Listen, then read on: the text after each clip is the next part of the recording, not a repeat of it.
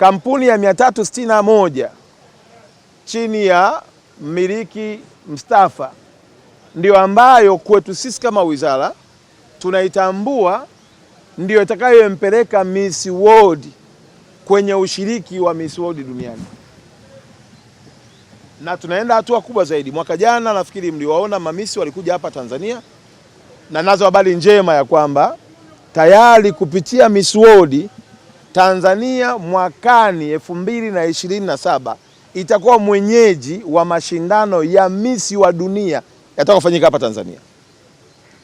Na nimemaliza kuongea na Mheshimiwa Mwanasheria Mkuu kwa sababu tulikuwa tunaandika MOU ya kila ambacho kampuni inayohusika na Miss World inachokitaka kwa Tanzania na serikali ya Tanzania, na mkataba huo au MOU hiyo imekamilika. Suni tutawaalika waandishi wa habari kushuhudia utiwaji wa saini baina ya serikali ya Tanzania na waandaaji wa mashindano wa Miss wa dunia yatakayofanyika hapa nchini Tanzania.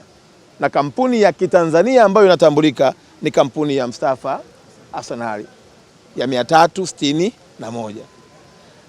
Makampuni mengine nafahamu kuna kuwaga na Miss Utalii, kuna kuwa na Miss University, kuna Miss Universal, kuna Miss Tanzania.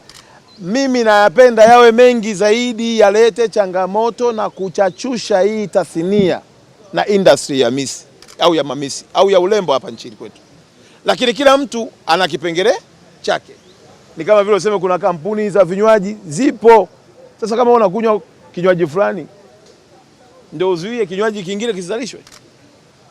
Kwa hiyo nimeona kama watu wana itengenezea kunakuwa na no. Kwanza nyinyi wenye makampuni msilaluane.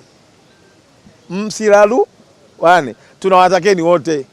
Na hata kama wewe hapa ukiamua kutengeneza Miss Bantu, sisi wizara yetu tutakupokea kampuni yako ya Miss Bantu, watakuwa napita watu pale, tunatengeneza hela, mwenye chakula ameuza, mwenye ukumbi kapata hela yake, mwenye taxi kabeba abiria, maisha yanafanya nini? Yaendelea. Yaani dunia iko na opportunity za kutosha. Tusigombanie opportunity moja wakati Mungu ametupa akili na ufahamu. Nafikiri jambo limeeleweka vizuri.